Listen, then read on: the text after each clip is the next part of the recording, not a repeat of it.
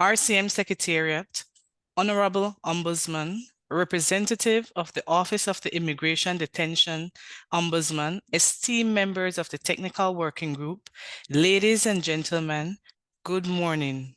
I extend a warm welcome to each of you today to today's webinar hosted by the U.S. Office of the Immigration Detention Ombudsman.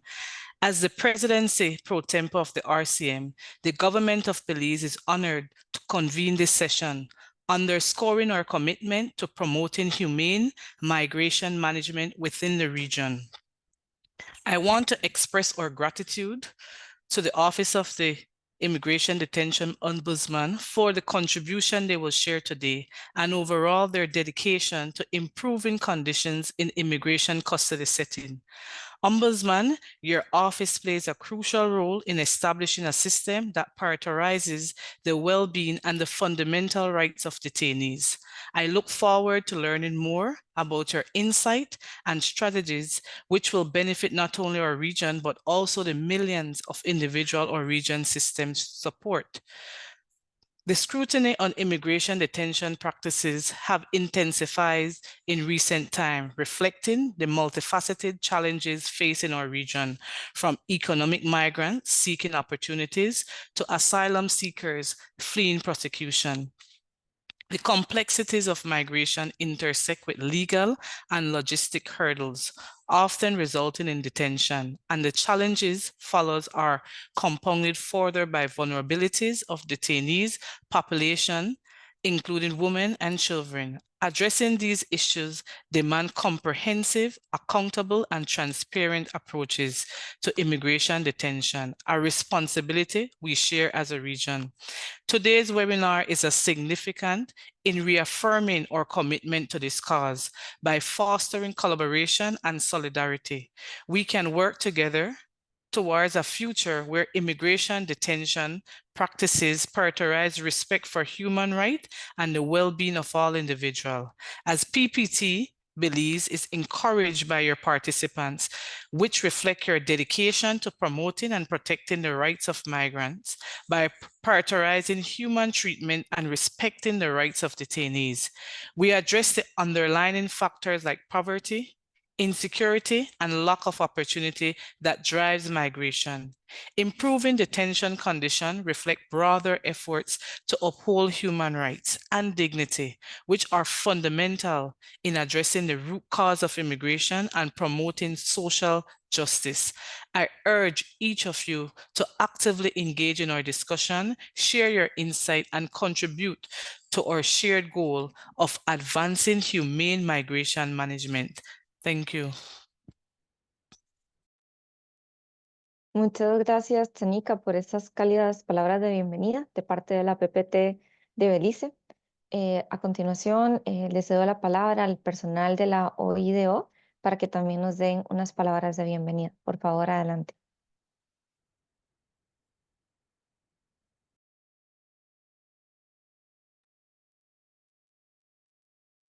Hi, my name is Meredith DeFreitas. I'm here with the Office of the Immigration Detention Ombudsman, and I would like to turn it over to our Deputy Ombudsman, David Gersten, to start our program.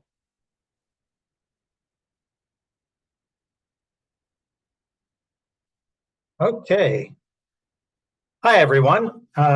And thank you for joining us today. I'm really pleased to be here to share with you what a quite novel approach we have in the immigration space. Our work as an ombudsman's office for the Department of Homeland Security touches on many of the themes that you just spoke about in your introduction. My name is David Gersten. I've been with the office since 2021, and I've been with the Department of Homeland Security for 18 years now. Before that, I worked on community violence prevention and civil rights and civil liberties, helping to get new offices and functions off the ground for the Department of Homeland Security. With the experience of 3 years under my belt as the acting ombudsman, I think one of the things I'm very proudest of doing in that time is taking the office from just 4 people to about 120, including our contract support. When I joined the office, I was very excited to return to this world of caring for people who are in the immigration process. And today I'm very excited to introduce you to our new ombudsman, Michelle Bernay. Michelle, are you with us? Yes, I am. Thank you, David.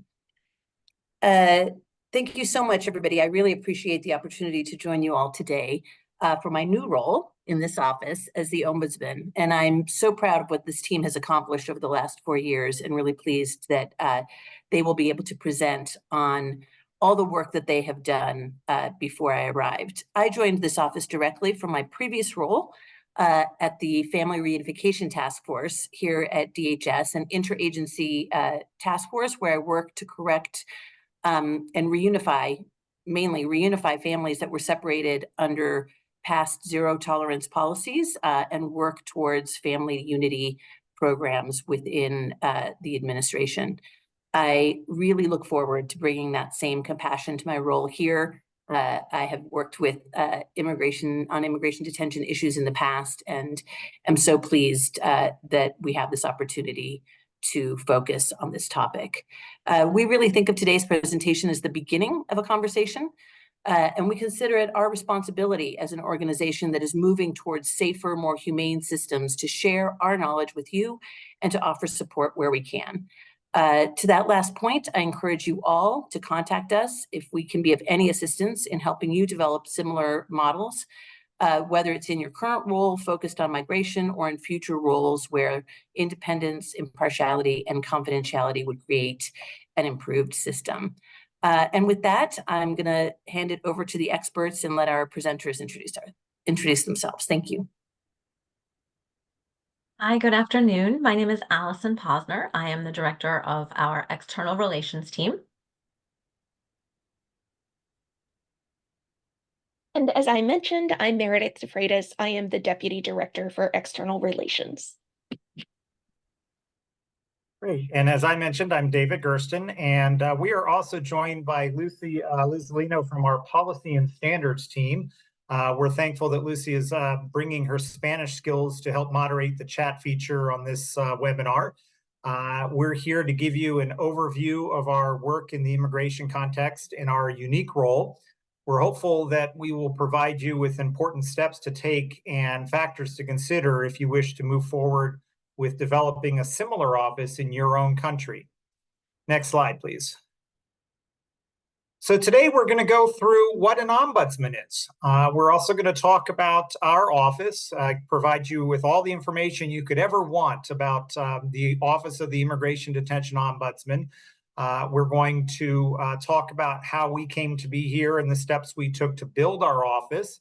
And then we'll also talk about lessons that we've learned along the way. Between each section of the presentation, we'll pause for you to ask questions. However, if you do have questions during the presentation, please put them in the chat and we will answer them at the next break. And with that, I will turn it over to Allison and Meredith for the rest of the presentation. Thank you so much. Thanks, David. So I will start out with what is an ombudsman? And Meredith, if you could move the slide ahead. Thanks. Oh, thank you. So the word itself is Swedish. Literally translated, it means representative or agent. The word is gender neutral, but within the ombudsman community, there is starting to be a shift toward the term ombuds, as man in English is not gender neutral. An ombudsman is an independent, impartial office with the authority and responsibility to receive, investigate, and informally address complaints about the actions of an authority, and when appropriate, to make findings and recommendations and publish reports. There are three main tenets of an ombudsman's office. You see them here on the screen. First, such offices are independent, free from outside control or influence in structure, function, and appearance. This allows the office to make recommendations and report findings based solely on a review of facts and law in light of reason and fairness. Next, ombudsman's offices are impartial, neutral, objective and fair, free from bias, treating all parties without favor or prejudice. This instills confidence which encourages all parties to accept the Ombuds' findings and recommendations. As an aside, the Ombuds community is reviewing this term as well, and perhaps the word multi-partial is more accurate, as that implies that we have everyone's interest in mind. And then finally, confidential. Our office does not, an ombudsman's office, does not share any information without anyone's permission, either party. Our office in particular keeps the complainant's information until we get their permission to share. We even hold our stakeholders' names confidentially unless they give us permission to share. There are two groups that would add a couple of additional requirements. The United States Ombudsman Association adds that an ombudsman's office would have a credible review process. And the International Ombuds Association adds that the process be informal.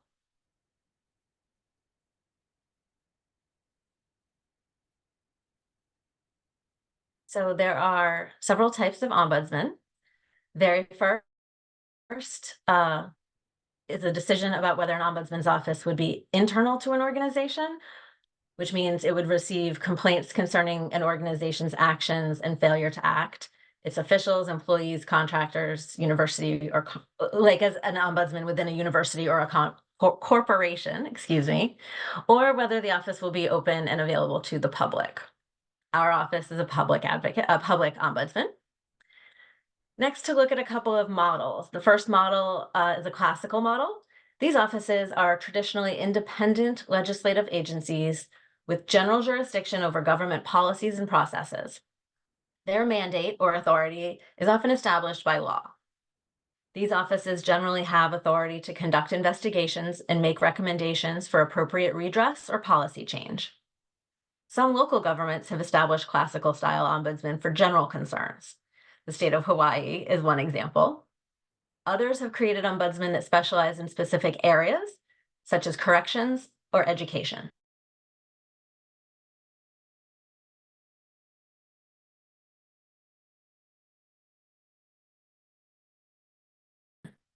These are classical ombudsmen if they're able to function autonomously.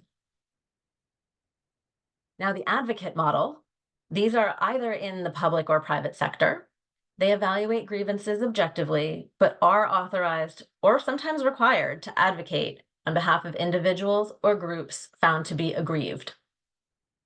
Advocate ombuds office often focus on narrow groups such as long-term care facilities or agencies that work with juvenile offenders, the underserved, and those who cannot advocate for themselves. Very few offices fit perfectly into any one of these categories.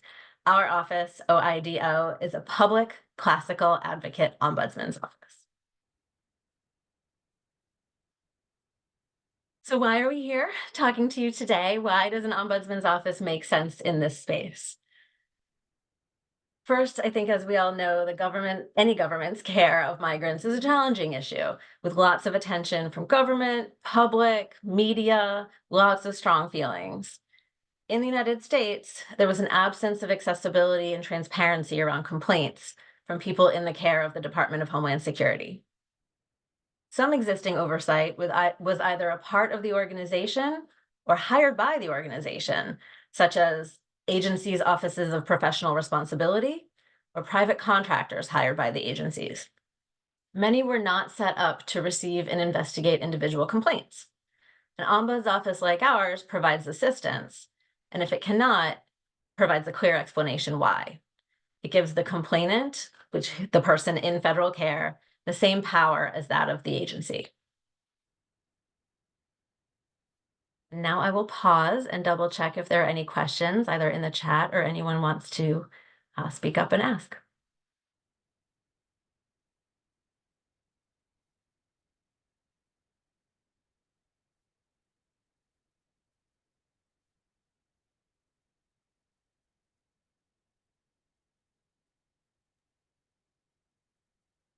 Okay, so I suppose we will move on, and people can certainly ask questions as we go along.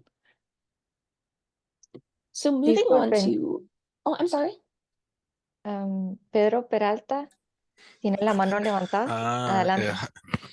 Hi, do you hear me? Yes, we Do you can hear hear me? you. Okay.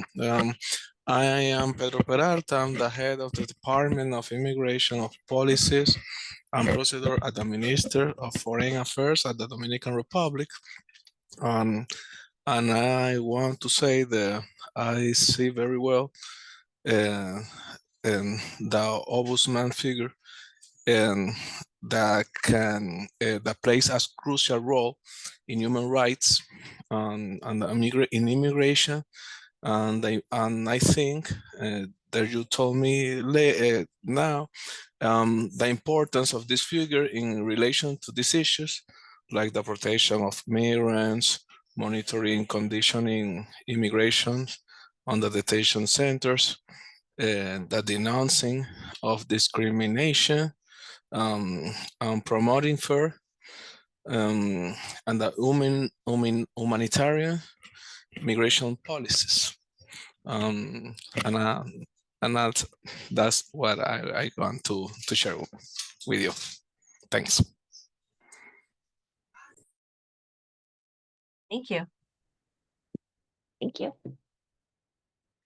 So for our office, we were created in 2019 when the legislature realized there was a gap and advocates were raising issues that they weren't getting the kinds of responses they wanted when using traditional channels. It took about 7 to 8 months before we became operational.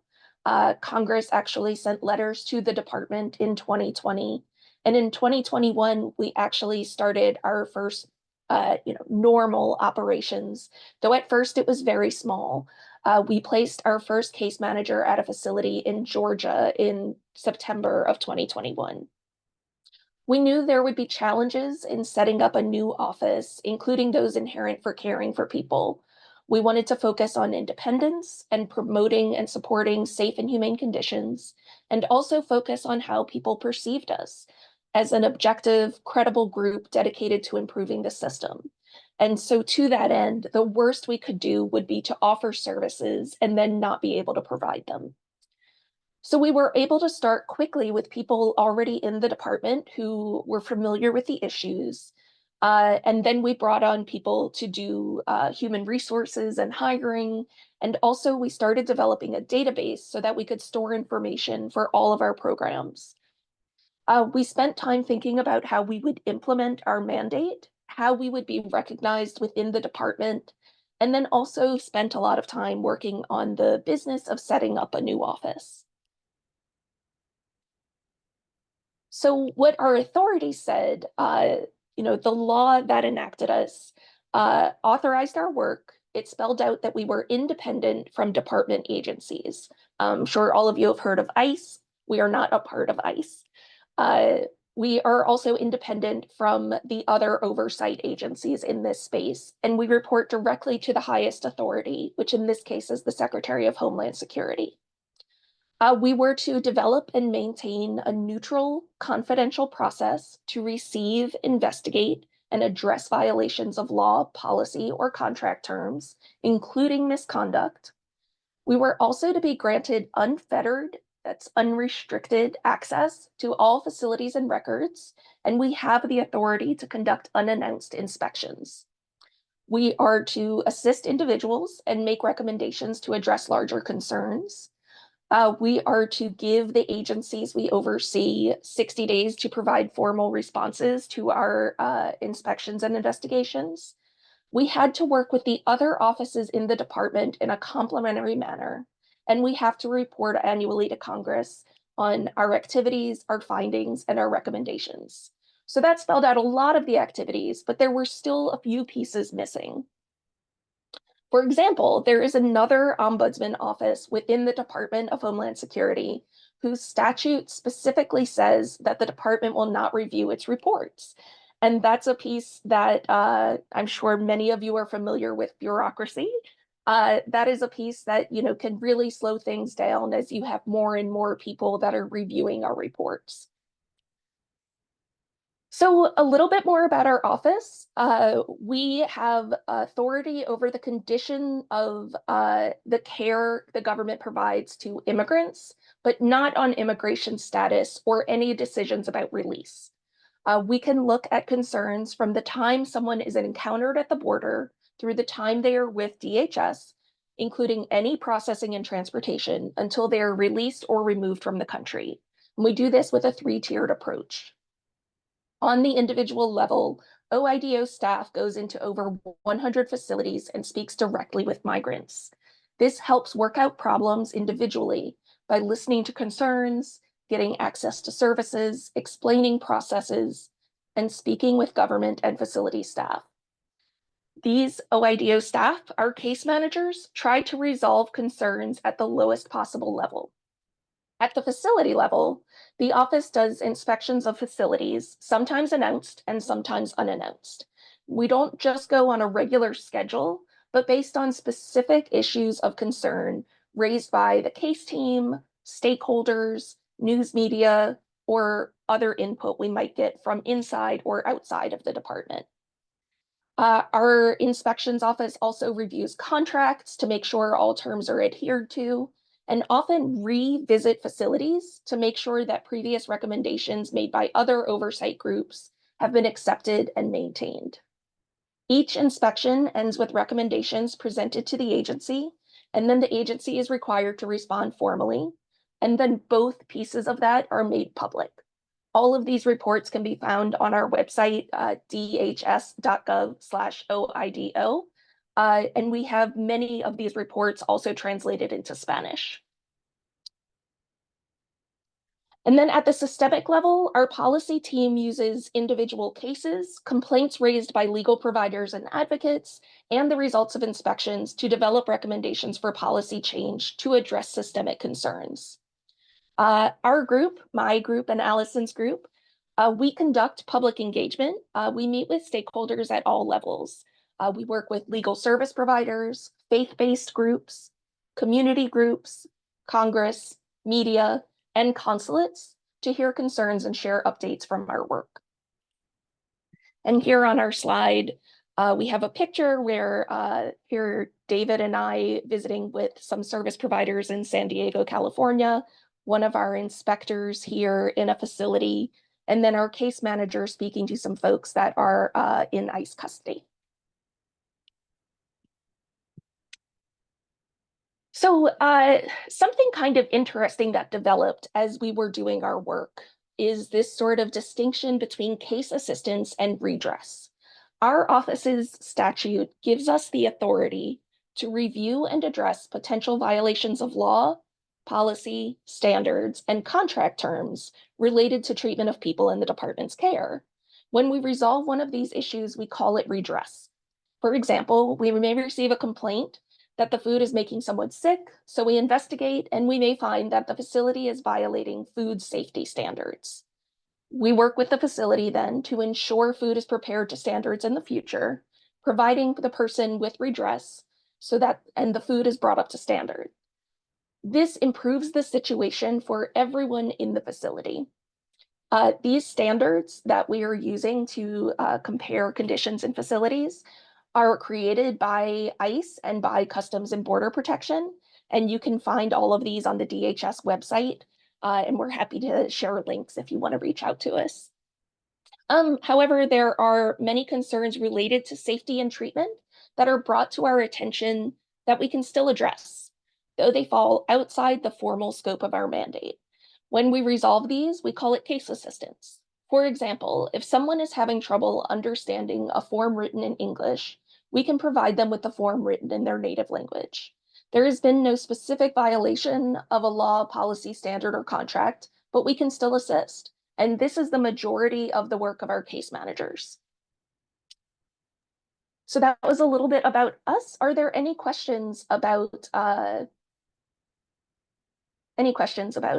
work here? Meredith, we have one in the chat, came in a little earlier.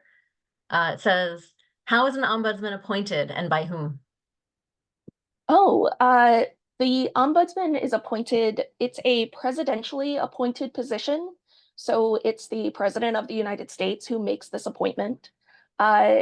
In some cases, as you wait for the president to appoint someone, you get someone who is part of the career civil service staff who will act in that position while we wait for an appointee. And as it happened to be for the last couple of years, that was David Kirsten, who is joining us today. But thankfully, Michelle Brunet just joined us. David can give a big sigh of relief, and we can carry on our work now. In other instances, I would just add, for example, if there's an ombudsman for a company or a university or a newspaper, that would be appointed by leadership there, state leadership in case of a lower government level ombudsman. Meredith, one more for you. What language capacity does the OIDO staff have? So several of our case management and other staff speak more than one language. We have several native Spanish speakers who also speak English and are able to speak quite easily with Spanish-speaking migrants. But the case managers also have access to an interpretation line, and so they are able to speak with people in the language they are most comfortable using. We've also put together a lot of materials, posters, wallet cards, one-pagers to advertise our office and our services. Those are available on our website as well in 20 different languages. We just recently added Wolof for some of our African migrants, and we continue to look for ways to expand this. So I think that's the both short and long answer. Anything you'd add, Allison? No, I don't think so. All right, moving on. No, hang on, wait 1 second. I see a hand raised. I can't see the name, but I can just tell a hand is raised. I think someone wanted to ask a question live. Yeah, hi, my name is Shahana Kozlovsky. I'm at Department of State, Population, Refugee, and Migration, and I really appreciate the presentation. I think the question that I have is that I appreciate you're going in and you're meeting with migrants, but you work for the U.S. government, you work for DHS, and in my experience, for anybody, and particularly migrants, it's hard to differentiate you from DHS. And so, what steps do you take to enhance the possibility that people are going to speak honestly with you? Because I think when these individuals are here and they're being held and they want entrance into this country, they're not going to say bad things about the conditions that they're in. And that's part of the process. It's not your fault. But what steps do you take to kind of mitigate that, to kind of enhance the chance that they can be forthright with you about any kind of concerns going on? So you were about 5 slides ahead of us. But we will have a bit more information talking about the ways in which we build trust, the ways in which we've tried to set ourselves apart from more law enforcement focused aspects of the department. So we'll get into that a little deeper, but it is an ongoing concern. And, we can tell people, hey, you can trust us and anything you say to us will be kept confidential. But we also have to, build trust and demonstrate our efficacy and that people are not negatively affected so that they will continue to trust us in the future. So we are going to talk a little bit more about that in detail as we go forward. And then I welcome any follow-up questions as well at that point. Meredith, there's one more. I'm going to jump in. Okay. I'm so thrilled by all the great questions. Someone asked if a consulate has an urgent request related to treatment of someone, can the government contact OIDO or must the detainee do so? Both. We accept complaints, both from people directly speaking with case managers while they are in facilities. In some facilities, we have tablets where people can use a tablet to kind of raise their hand and indicate that they'd like to speak to the case manager. But we also welcome complaints from anyone about the conditions of detention, and we have a triage ability to respond quickly to things that are urgent. So we'll also talk a little bit more about our case, the ways in which people submit complaints to us, but this can be done through our portal, which is an online complaint form. It is myoido.dhs.gov. We can drop that in the chat so that y'all can check that out. But those complaints can be submitted at any time, day or night, and then our case intake team will look through them and make sure to assign quickly the ones that need an immediate response. We had another question come in about which states we are in, and we will, in just a moment, there's a map on our website that we can drop into the chat for you to review. We don't have staff in every state, but we absolutely will travel to visit anyone who files a complaint in any state. But you can take a look at this map on where we are regularly stationed.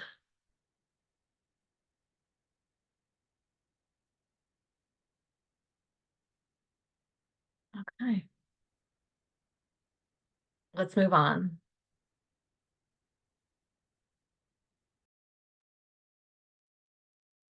Con permiso, hay una pregunta más de parte de México.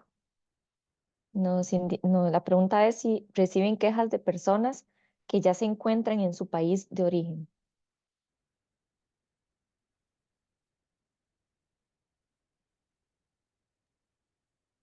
I didn't catch the translation of that. Okay. La Yes, pregunta es now I can. si reciben quejas de personas que ya se encuentran en su país de origen.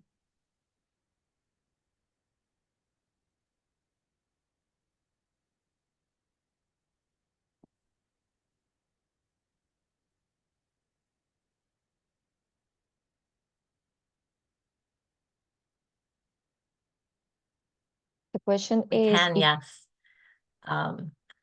There would be obviously a little bit less we could do for them individually, unless the complaint was about not having their things come along with that. But certainly we welcome complaints from people who have left the custody of the United States and are now feeling more comfortable to share what they might have experienced. And, we will certainly take that and use it to help people who might still be with us.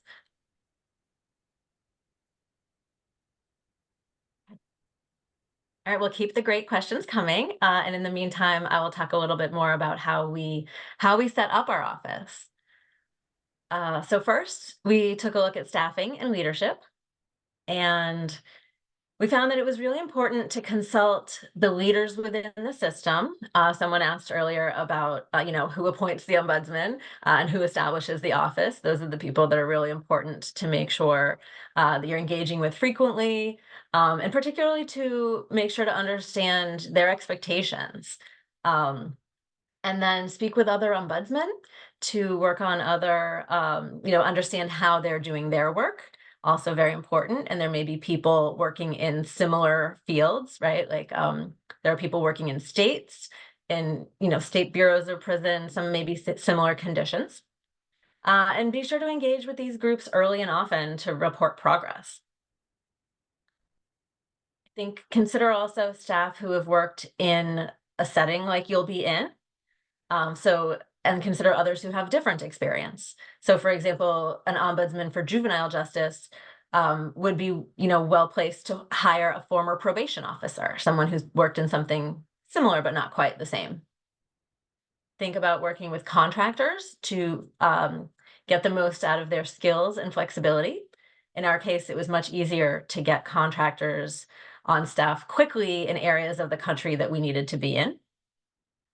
And then also think about short-term advisors. You don't have to start with your permanent staff.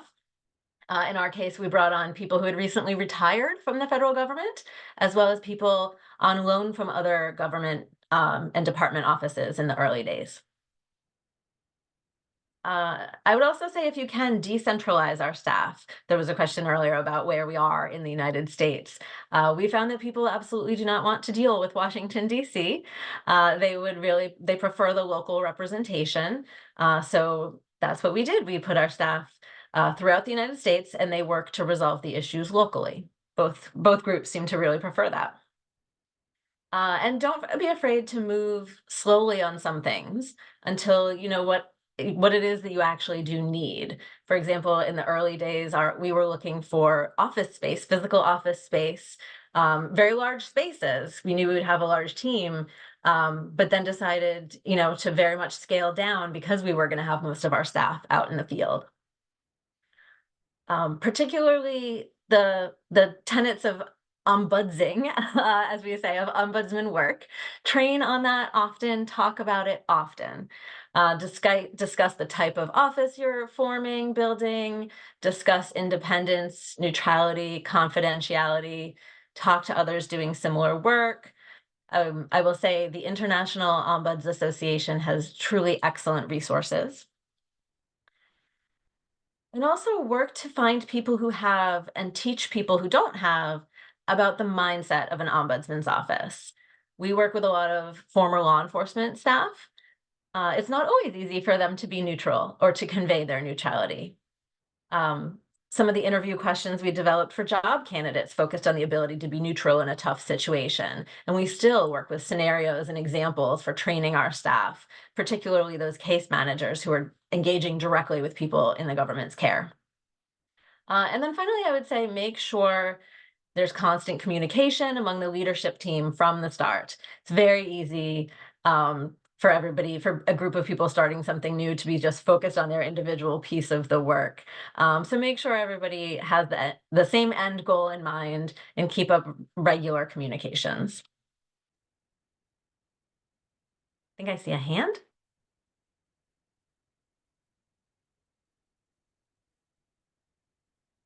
Should we pause? Pedro, adelante. Por ahí vemos la mano levantada. Yes, can you hear me? Yes, we can hear you. Okay. A question, can ombudsman impose sanctions or penalties on the parties involved in a complaint? About penalties, can we impose penalties? Mm-hmm. We On cannot. the parties involved in a complaint? Yeah, our ombudsman's office cannot do that. We have no authority to do so. We can make recommendations. We write reports. We speak with department leadership and ICE leadership and Customs and Border Protection leadership. We speak with Congress, but we ourselves cannot impose penalties.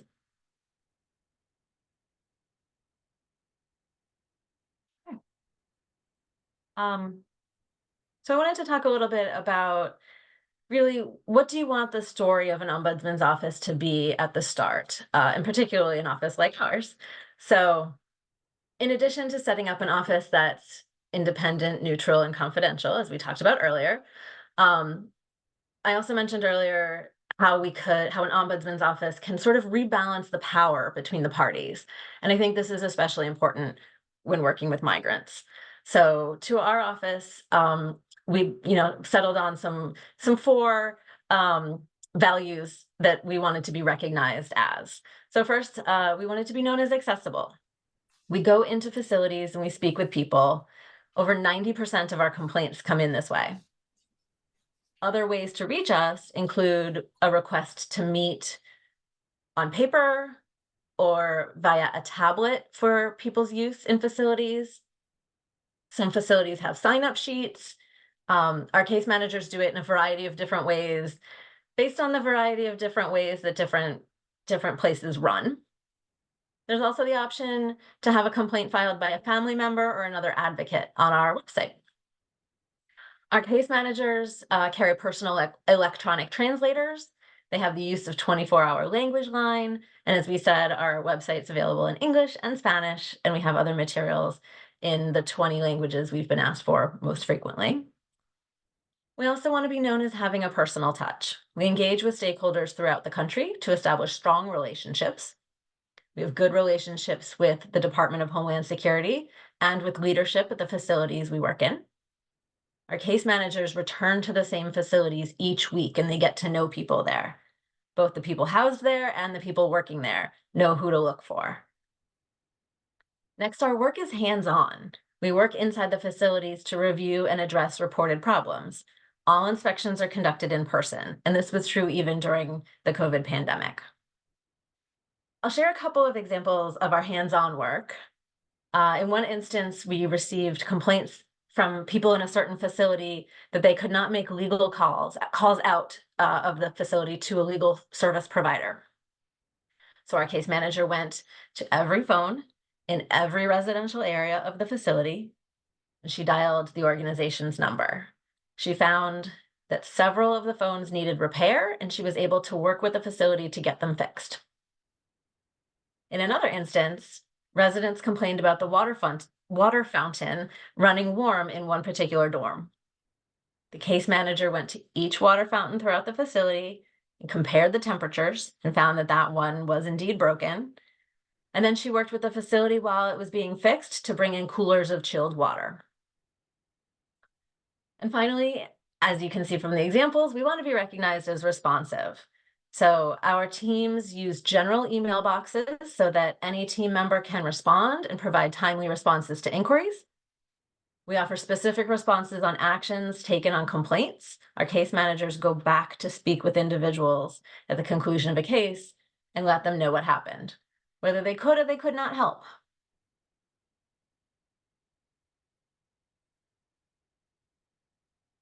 So Meredith is teeing up something that we'll show you. We have worked in areas near the federal facilities to demonstrate to friends, families, and advocates that we are available to assist with these issues that are so very personal to them. So we put information about our office on video screens at gas stations on the way to and from facilities.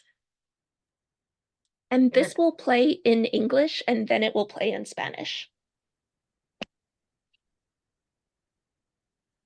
Immigration detainees are more than just people in custody. They might be people you know. They have rights to a safe environment, and they're exactly the people we help. Find out more at dhs.gov/OIDO. Los inmigrantes detenidos son más que personas bajo custodia. Pueden ser personas que usted conoce. Tienen derecho a un entorno seguro. Y son exactamente las personas a las que ayudamos. Encuentre más información en dhs.gov/OIDO.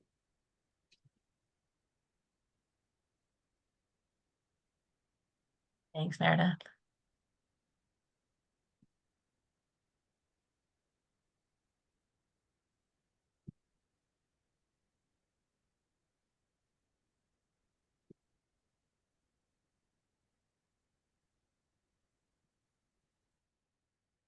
Okay, thank you for bearing with me while I got reorganized. So, Meredith, excuse me, I have another question. What is the process for monitoring the recommendation issued by the Ombudsman? So most of the recommendations that we put out formally come in our inspection reports. So our inspectors will present to ICE or Customs and Border Protection a list of recommended actions to bring that facility back in line with the detention standards. And then ICE and CBP can review these recommendations and either agree or disagree. But until we are able to confirm sort of independently that a recommendation has been acted upon and completed, we won't close that recommendation. So, for example, in one inspection report, a previous inspection report had said that the mattresses that were being used were old and needed to be replaced. And so we went in, we did our own inspection and also asked for the receipts to demonstrate that these were indeed the new mattresses that were required. So it's lots of things like that where we go back and we check again and we get confirmation that things have actually changed. And in the meantime, these recommendations remain open. They remain open in our reports to Congress, to the Secretary, and to the public.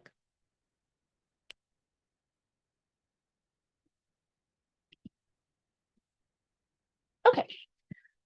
So neutrality is one of the key principles in Ombud's work. And this is something that's been really critical for us. In many ways, we must rely on the goodwill of the people we are overseeing in order to do our work. We have very clear separations between the team that works in facilities daily to address issues quickly and the team that does the big occasional inspections. Their relationships in the facilities are very different. We also need to make sure that the inspections team has good relationships so we can get action on those recommendations we make. So even though we have the authority to do unannounced inspections, we first started with announced visits and then short notice inspections, and then finally moved to unannounced. And one of the ways that our neutrality or your neutrality could be tested is with staff on the ground. They don't have coworkers from our office. The day-to-day colleagues that they see are from the agency they're overseeing. So how do they stay independent and neutral? One of the ways we do that is to ensure that they don't actually know when an inspection will occur. And that way they can't be blamed for sharing the news before it's appropriate, or they can't be blamed for withholding information from the people that they often work with. We also really have to make sure that the migrants we work with know that we're not ICE or CBP, and that we can keep complaints confidential if they wish. So we focus a lot of our talking points and the way we talk about our work on emphasizing the benefits for everybody involved. You know, really talking about, excuse me, of course, we all want to fix this. We don't want to have to get management involved. We really focus on that local problem solving, on keeping things practical, and that helps us also to keep some of those relationships strong. And we focus on the process. We advocate for the process to run smoothly for both migrants and for facility staff. There are rules in place for a reason. We try to emphasize that we understand that lack of adherence isn't always malicious, and sometimes it's just that the system is overwhelmed. And also our marketing. You know, we wanted to have our own independent look, to find our own identity without trying to hide that we're part of this executive organization. So even though the Secretary of Homeland Security emphasizes the need for a united front across DHS, we still need to make sure we're seen as independent. And so there are many ways that we work on kind of establishing this independence and gaining trust with the various groups we work with. For one, with our own staff. Early on, we empowered them to resolve problems on their own without having to get through multiple layers of approval and bureaucracy. And that showed the facilities where they're working their authority also. We encourage close collaboration among all of the staff and across sort of geographic divides. In one instance, a married couple who were crossing the Rio Grande at the border ended up being separated and taken to different facilities, and they each didn't know what had happened to the other. But our case manager in Georgia, where the woman was being held, was able to connect with the case manager in Texas, where the husband was being held, and allow them to have a phone call and be reassured of the well-being of either one. So as much as we want to empower our staff, we also have to be clear about the limitation of the ombuds role. You know, we have really great staff who are very empathetic and care very deeply about people, and they want to help however they can. But there have been times when this can go too far. One of our case managers very kindly recognized that Muslim individuals were preying on scraps of carpet or scraps of material. And he reached out to a local Muslim organization and asked if they could donate prayer rugs so that they could pray with dignity. And this is a really lovely thing to do. And I think it was very kind and helpful to the people in the facility. But the federal government can't solicit donations from people. And so, you know, even with these good intentions, we also always have to be mindful of the rules that we're operating within. So next, for the agency and how we gain trust there. As an oversight organization, the agencies we oversee may assume that we always believe something bad is going on.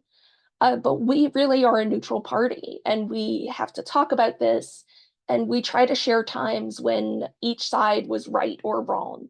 So a pro bono legal service provider thought that the facility hadn't posted their phone number anywhere, and that's why they weren't getting calls from people who were in a facility. But our case managers went and took pictures of all the phone numbers that were posted and also tried to call them, and found that when people were trying to call them from the facility, they often couldn't get an answer. They would get a voicemail or the phone would be busy. And so it wasn't that there was a problem on either side. It was just staffing at the legal service provider. It was the timing of phone calls. There was no wrongdoing on the part of anyone. And so we really want to emphasize that regardless of how they feel about oversight entities, the facility should think of us as another set of eyes to help ensure everything goes smoothly. And then building trust with migrants. We started small and recognized that small victories would be talked about. For example, in one of our facilities, somebody said to our case manager, "Hey, the vending machine is broken." And then she worked with the facility to get it fixed. And then from then on, they associated her with solving problems, right? So, they would walk by her with their Coke, like, hey, we got we got our vending machine fixed. And those kinds of things led people to understand that the case manager would do what she said she would do, and that she was paying attention, and she would go back to check on them afterward. So all of these little things help us create this culture in a facility where they know they can come to us to solve some problems, and that we'll do it, and it won't be, they can trust that we can handle those smaller things, and then they can bring us the bigger things. And then with the public, we wanted the public to bring their complaints forward. We were begging for information from them. And we knew how important it was to do what we said we would do. So we really focused on being responsive, recognize that things are going to go wrong. We wanted to lead with authenticity and be willing to make mistakes. When we first started, and in some of these pictures, you can see them, we had navy blue uniform shirts that had the DHS seal on them. That made us just look like cops. And so we knew that we needed to change how we were going to appear to people to help further make that distinction between the law enforcement side of DHS and our work, which is more akin to a social work approach. And so we created our logo that you can see, our hummingbird here, and we also changed the color of our uniform shirts to be more distinctive so that people would recognize us as being a different group. We also launched our portal for taking in complaints, and then someone notified us that they couldn't actually select their facility they wanted to talk about on that portal. And so we had to acknowledge it and spend some time fixing it, and also, hey, this is early on. We're so glad you found this for us. Now we can fix it and other people won't have this problem. So as I mentioned, we wanted to move away from the DHS logo, which is here on this left side of the slide. We worked with a designer and really emphasized that we didn't want to have that authoritative law enforcement, Homeland Security feel, but rather have something more akin to, say, a health organization. So we chose a hummingbird, which is often seen as a messenger or guide.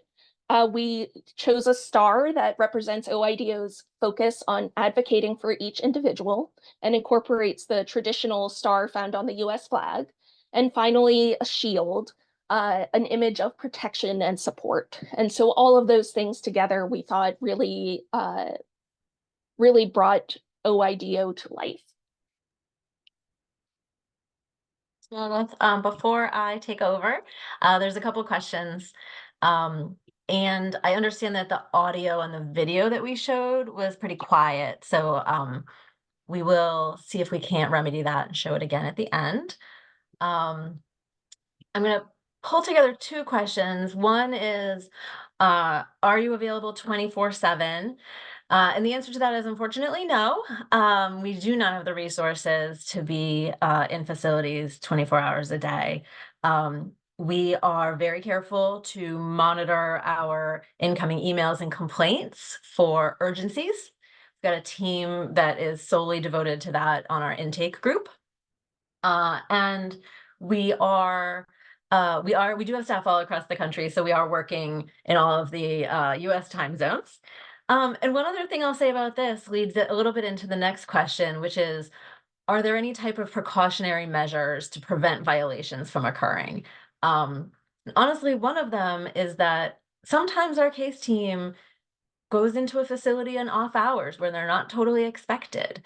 So I think that's, a couple of things that could be one measure to prevent violations, right? We're in facilities just often enough so that people who are there know when to expect us, but also sometimes on off hours, so that ICE doesn't always know when to expect us. We do think that may prevent violations, and as we said, our oversight team can do unannounced inspections, and then I think everybody who's in the facilities are walking away, walking through facilities constantly, and just looking for things, and the facilities know this. Let's see. Got another question. What would we do with a complaint from a Mayan speaking individual? And the answer is we have translators. We are working with the department as well as our own translators to get access to as many languages and indigenous languages and dialects as we can. I will add that this is one of the things that your consular staff can help us with. Sometimes it's hard for us to identify who needs a translator and in what language, because sometimes people don't even know they can ask, or it's a challenge to tell us which language. So, to the extent that you ever hear that people who are detained are not able to have translation or interpretation, please let us know. And then another question about the main issues we deal with. And for that, I will say stay tuned. We do have a slide on that coming up shortly. So, Allison, yeah. I just wanted to add, for some of the rarer languages, some of the indigenous languages, it can be harder to find an interpreter. So in that case, usually our case manager sits down with the person at a phone and dials the interpretation line, and they get someone to talk to. So if they're not able to do that just because there are so few interpreters, they may make an appointment and then they can go and follow up with that person. So there are challenges, but we have been able to approach these things creatively, and having the case managers able to visit whenever it makes sense for them, whenever they can help people, that sort of flexibility has really helped us, especially on that indigenous language question. Thank you. Thanks for adding that. All right, and I will come back to, we talked a lot about the 3 big ombudsman principles. And then what happens when those are challenged in reality? So first of all, one of our biggest has been, and for a lot of government ombuds, is that sometimes we can't actually achieve full independence. Our office in particular, while we are independent of the agencies that we oversee, we are not independent from the Department of Homeland Security, of which we are all a part. So our format doesn't really allow from that full independence. And that does have some implications on trust and people's trust in our reporting. Again, we're doing our best to explain how important the independence is to us and moving ahead that way. But we get a sense that some people will just, we're still part of the government. The next one is confidentiality. If someone shares an issue with us that they don't want us to pass on, in that case, we listen, we explain to the individual that might limit our ability to assist.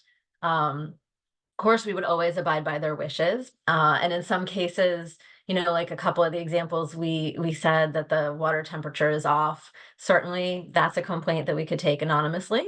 We'll always accept an anonymous complaint or a complaint filed on behalf of an anonymous person. But, you know, again, there may not be anything we can do in a case of, say, a medical incident. We don't have a name. So that's a little bit of a challenge to our work. And then sometimes we feel challenged in our neutrality. Helping people, as we said earlier, often does mean advocating for them. And so a few weeks ago, my colleagues and I were at a conference of the International Ombudsman Association. And this was a topic that was discussed quite widely. And we learned, of course, we're not the only ones facing that kind of a challenge. And this is another area where some people in the field are considering sort of rephrasing this principle and maybe moving away from neutrality to multi-partiality, that we are sort of partial to multiple parties. So rather than being neutral, we are partial to one side and the other while we are listening to them. And basically it's because we're advocating for the process. We are advocating for safe and humane conditions that benefit both parties. So in the end, it's likely that you will have gaps and contradictions, and that's okay. These are things to keep in mind, you know, if any of you happen to be working with legislators to draft a statute related to Ombuds office. It might be hard to get changes after you're established. So, you know, we share this up front. And then also think about if there are gaps or areas that you can't be as useful as you would hope.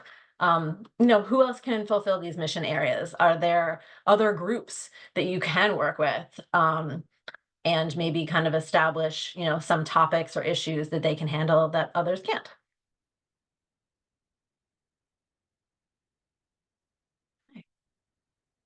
And then demonstrating impact, always important, as we know. It's important to show how the work of an ombudsman's office may be different from that of other offices, particularly because of the particular role that we have. So one of our biggest goals was to target early reportable wins. So there are short-term wins in our world, such as Meredith mentioned the vending machine. One of the first cases we had, and that led to people then sharing with this case manager something a little bigger, because as we said, she demonstrated that she was always going to respond and do her best. And then up until they were telling her about medical issues and very personal things. Marketing, we got that distinct logo, early win in separating from the Department of Homeland Security. Establishing our own branding was a big win.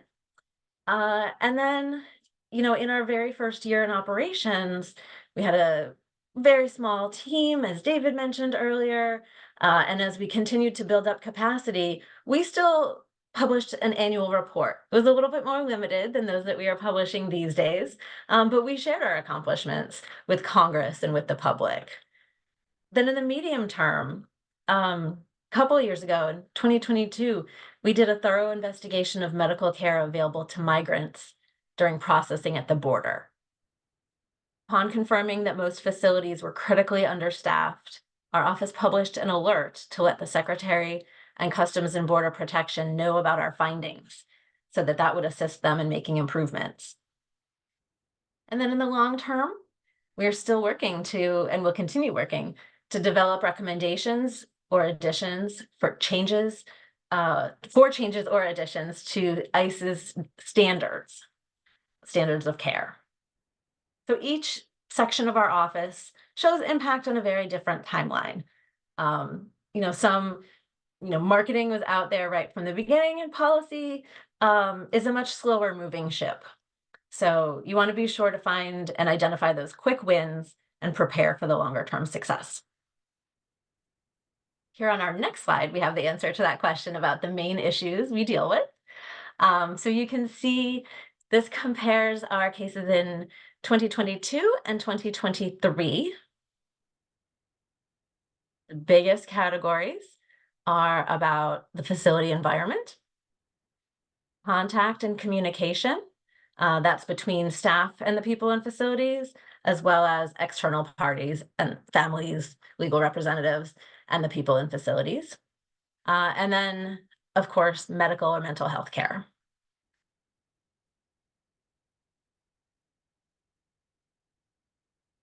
Okay. Any questions before we move on? We've got some lessons learned to share.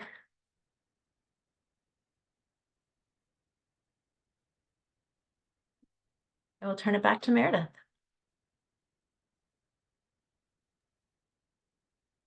Thank you, Allison.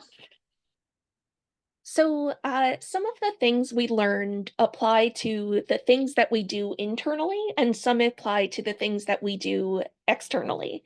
So for example, we established our mission and values early, and we brought the whole team in to weigh in on these. We really wanted to get everyone on the same page. We also really strongly advise, not over planning, sketching out sort of what you're planning to do, what kind of things you want to do, but not making big formal arrangements, acting more like a startup rather than a usual government agency. Really talk honestly about what is going well and what is not. Making sure that people feel they can bring challenges to everyone and discuss them openly and find solutions. And then understand that there's going to be room for deliberation, especially at the startup phase, but then there will come a time when decisions have to be made. And some things can be decided by committee, but some things are going to have to be decided by a manager. So we also had to talk through our role as an ombuds. For example, understanding what confidentiality means, and could we truly keep information confidential while investigating thoroughly, as well as who is the information confidential from? We've been fortunate that ICE and CBP have shared information with us, allowed us to find information such as where someone is currently located, or what their medical treatment has been to this point if we brought in a medical expert. But then we don't share that information in return. So we needed to really get ourselves into a good place where we would not have to give them information that could be something that a migrant wouldn't share with ICE or wouldn't share with CBP. And so, we do tell people, like Allison said earlier, hey, we're not going to share this unless you say it's okay for me to do so, but you should understand that that might limit what we're actually able to do. And also, we don't, if someone were to share submit a complaint on behalf of someone who is detained, we go and we look into that issue. But we may not share information with the person who submitted the complaint about what we did, if the migrant does not want us to. So we still need privacy waivers and agreement that we'll share this information back with the person who filed on their behalf. The other questions, are how independent we really were. Are we within the agency that we're planning to oversee? How do you keep that appropriate distance? Who pays your salary, and what's the public impression of how independent you are? We still are getting paid by DHS, and that certainly says something to people who are deciding whether to trust us. So we have to hope that some of our good actions are enough to generate the kind of trust that allows them to do those things. We really spend a lot of time introducing the office and establishing relationships. We met with people who work in the spaces that we oversee. We didn't want to make our first impression one of disruption or disagreement. We're also careful not to veer into doing operational work. An issue we run into frequently involves being asked to do operational tasks, which the facilities are responsible for in order to solve a problem. This can be big or little problems. For example, if someone says they need a toothbrush, it's our job to notify the facility. But sometimes it's easier and faster for a case manager to go to the supply closet, grab a toothbrush, and solve the problem. Doing something as small as getting a toothbrush, though, sets a bad precedent. It confuses people about who should be solving problems, and it sends a message to the facility that we're their employee, but we're not there to do their work for them. One thing that being new helps with is that you can push boundaries and challenge assumptions. You can ask for what you need. For example, some of our early staff members were some of the first folks in the department to get COVID vaccines because we were going to be going into these custodial settings, and that was important. And all it really took was us asking and making the argument, and it wasn't quite as it was worthwhile. And also do what you need to do. One of the things that we did following that investigation of medical treatment along the border was to put out an ombudsman alert where we kind of skipped some of the review processes so that we could alert the secretary and the leadership at Customs and Border Protection that the medical contract they were relying on was not delivering the services that were contracted for. And then lastly, borrowing liberally from other groups. Our operations manual was borrowed from the government printing office, which gave them something to start with. And then you can also do some, use some of that startup momentum to do some important things. We did privacy assessments. And we figured out how we were going to have people submit complaints to us, both people inside facilities and people outside facilities. And so we spent a lot of time and resources early on creating this system while we had the funding and the momentum and support from leadership. You only get to be new for so long.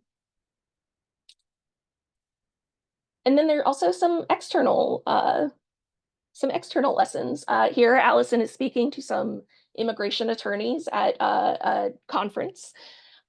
We really wanted to meet and talk to people and capitalize on being a new office, jumping in and taking advantage of this. We asked for some assistance from the department to help us identify people in the immigration sector that we should talk to, but we also did independent outreach so we could create a different impression. And, as we mentioned, we rebranded. We also thought about appearances, just who were we going to stand alongside and who would we be identified with. And so that was part of the reason for getting those new uniforms and really making sure we set ourselves apart. The last thing is,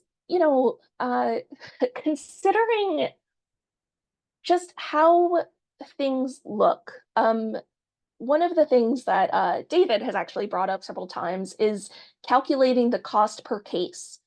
And we hadn't done that because that's not really how the work works, and there are overhead costs and those sorts of things.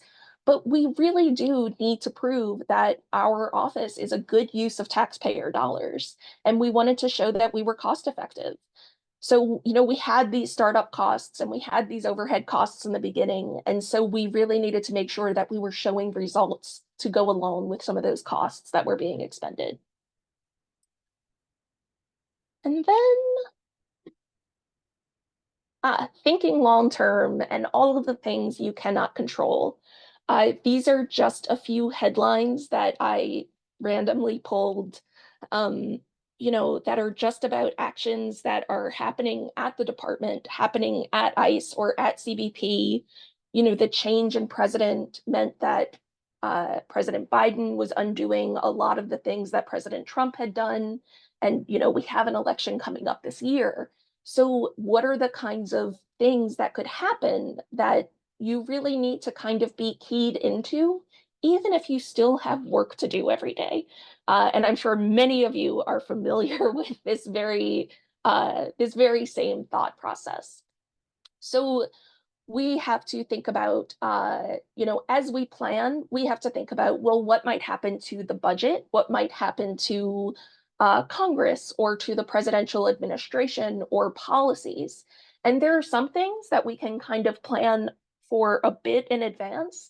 And then some things that, we couldn't really have planned for. Our office had barely started when things really shut down because of COVID. And then we were figuring all of these things out in a very COVID-heavy time period. And then also the end of the public health emergency when Title 42 order was lifted. Like, all of these things are things that we kind of know could happen, but it's not until they're happening that you're actually able to plan and shift and figure out what you're going to do next. So one of those things, to that end, you're looking at flexibility and creativity.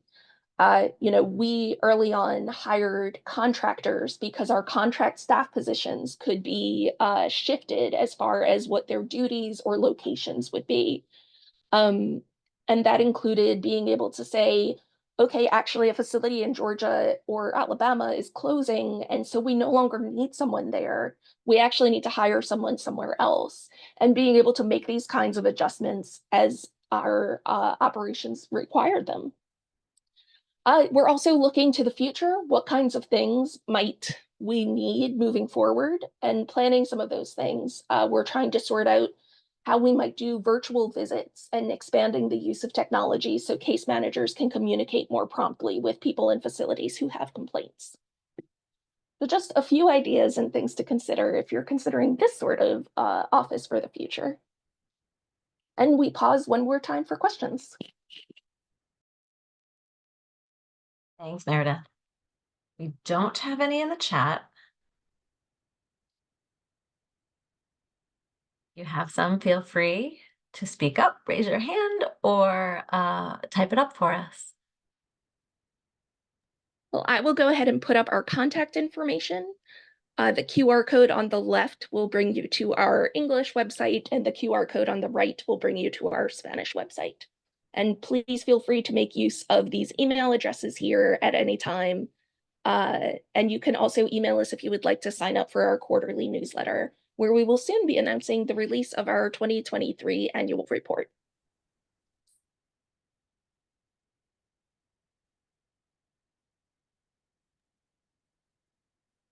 También siéntanse en libertad de poder alzar la mano, hacer las preguntas, ya sea en español o en inglés. Para eso contamos también con el servicio de interpretación simultánea que nos puede ayudar.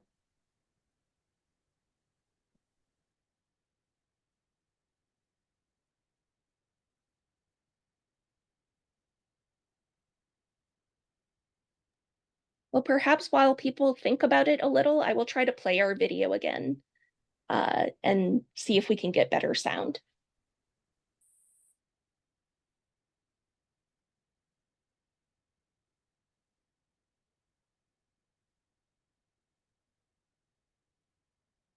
While she's doing that, I was looking at, we had a question from Wendy in the chat about our email address. That is an underscore there that you can see. Allison, could you pop it in the chat, the email address? Oh, yeah. Great, thanks.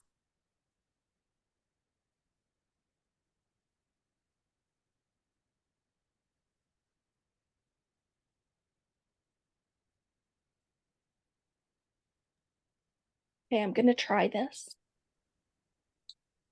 Immigration detainees are more than just people in custody. They might be people you know. They have rights to a safe environment, and they're exactly the people we help. Find out more at dhs.gov/OIDO. Los inmigrantes detenidos son más que personas bajo custodia. Pueden ser personas que usted conoce. Tienen derecho a un entorno seguro. Y son exactamente las personas a las que ayudamos. Encuentre más información en dhs.gov/OIDO.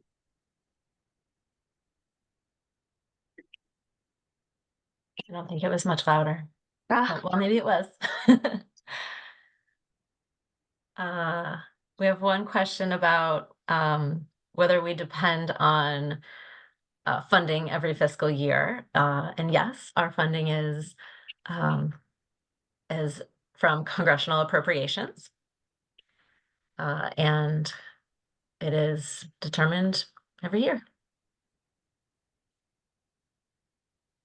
Okay, I'm going to try one more time, and then we will I won't give up on it. Immigration detainees are more than just people in custody. They might be people you know. They have rights to a safe environment, and they're exactly the people we help.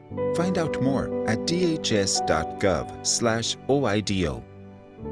Los inmigrantes detenidos son más que personas bajo custodia. Pueden ser personas que usted conoce. Tienen derecho a un entorno seguro. Y son exactamente las personas a las que ayudamos. Encuentre más información en dhs.gov/OIDO. Wow, that was great.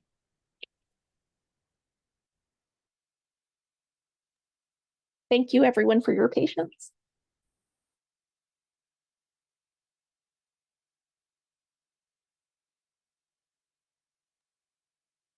Janaha has her hand raised. Hi, yeah, this is Shahana Right. again. I was just wondering if you could speak a little bit about so the fact that you can impose penalties, I'm sure that reduces a little bit of the bite that you guys can have, but I'm wondering, you know, how the facilities and the people that you're writing reports about, not the migrants, but the facilities, you know, what it means to them to get a report or some kind of evaluation that raises concerns. Because if there's no penalties involved, I'm sure the possibility is that they just say, whatever, it's not a big deal. There's nothing you can do. You don't have enforcement capability. So I'm just wondering how that lands with the facilities that you're monitoring. Yeah, I think that's a great question. For the most part, we found the facilities to be pretty welcoming. They also are looking to do the best that they can to be to improving. And I see that David is also interested in weighing in, so I will turn it over to him. Yeah, it is an excellent question. You would think that we would have a pretty negative response from ICE and CBP to our reports, but one of the really interesting parts of our work is actually meeting with the facility at the close of an inspection or audit to go over with them some of the things that we saw immediately and see what kinds of changes that they can make to improve the facility in that moment. They would always like to avoid having a report that says negative things land on the desk of their supervisors. And of course, knowing that we can ultimately take our recommendations all the way to the Secretary of Homeland Security, we do actually have quite a bit of weight. And I would also say that we have had almost all of our recommendations accepted after that 60-day review by ICE and CBP. They're very good about accepting our recommendations. When they have a different way of fulfilling the recommendation, they'll come right back to us and say so. And then we can negotiate and perhaps come up with a compromise solution. Or we can leave the recommendation open and see if they can make some adjustments that satisfy our recommendation down the road. We've only had a few instances out of scores of recommendations that we've made in our first few years. I think we're up to about 18 reports now that have been published. And many of them contain a dozen or so recommendations each. So we literally have made well over 100 recommendations since we started doing our inspections and audits. And we've only had a very small number, of maybe 2 or 3 instances where ICE has rejected our recommendation. And thus far, we've been able to keep the recommendation open and continue to work with the facility. So it has not been a problem thus far of our inspections and audit recommendations turning into a case of ICE or CBP ignoring us. They really do want to work with us rather than have these recommendations go all the way to the Secretary. Thank you. That's really helpful. I appreciate that explanation.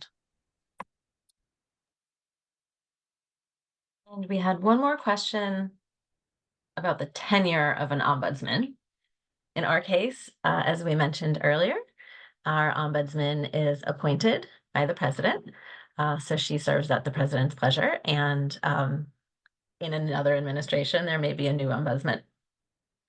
In other offices, in private offices or many state offices, the ombudsman is just a title, and not just a title. It's a job. It's someone's permanent job. So they're there as long as they want to continue doing that job.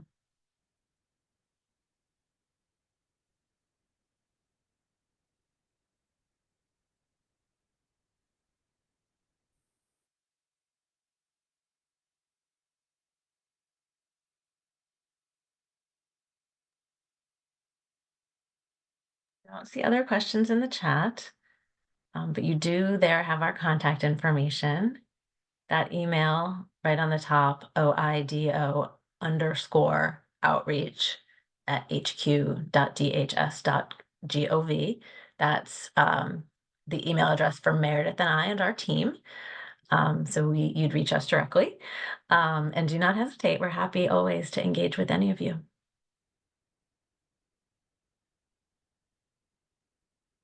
No veo tampoco ninguna mano levantada en los participantes.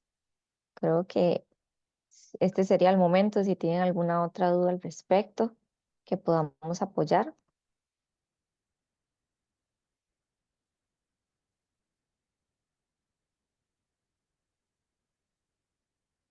Bueno, sigo sin ver manitos levantadas, entonces supongo que las dudas incluso pueden surgir después. En este caso creo que hemos ya compartido también el correo electrónico en caso de que tengan alguna duda y demás. De parte de la Secretaría Ejecutiva agradecemos mucho a la OIDO por darnos esta presentación, conocer un poco más del mecanismo, incluso de los siguientes pasos para poder tener una oficina de apoyo como esta. Como parte de la CRM, hemos estado haciendo todos los eventos con resultados que queremos para los eventos que hacemos y poder sistematizar y poder tener un seguimiento de lo que vamos haciendo. Es por ello que quisiéramos compartirles un enlace de Forms para que nos realicen una pequeñita encuesta. Son apenas un par de preguntas, va a ser muy rápido y para nosotros va a ser muy útil para poder tener estos indicadores que van a dar respuesta a los resultados que queríamos de este evento. Entonces, en este sentido, mi colega Renan les va a compartir este enlace. No escucho interpretación.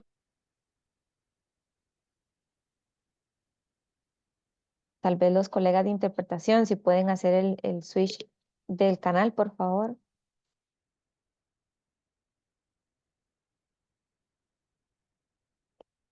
Listo. Bueno, para los quienes no escucharon, comentarles que vamos a compartir un enlace en Forms. Es Listo. una pequeña encuesta.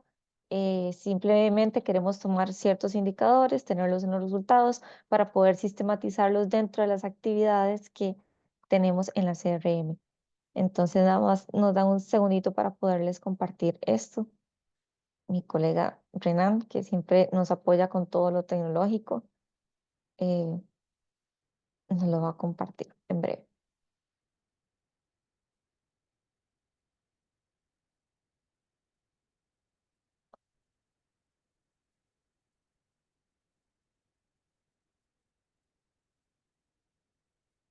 Listo, ya lo hemos compartido en el chat.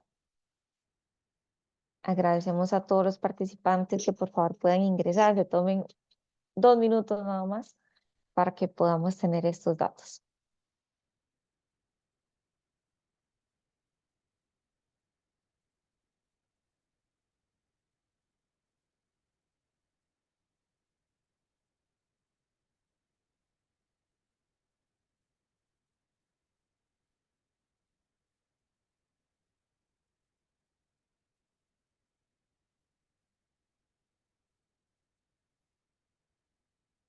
Bueno, yo creo que si no, ahí les queda el enlace para que lo puedan llenar en los siguientes minutos o incluso cuando tengan más chance. Agradecemos muchísimo la participación que hemos tenido para este evento. Creo que ha sido de interés para todos. Nuevamente agradecemos a la OIDO por esta presentación tan interesante, creo que conocimiento nuevo que no muchas veces se lleva a cabo un webinar sobre este tema. Agradecemos también a Wendy, nuestro punto focal de Estados Unidos, quien ha potenciado poder llevar a cabo este evento.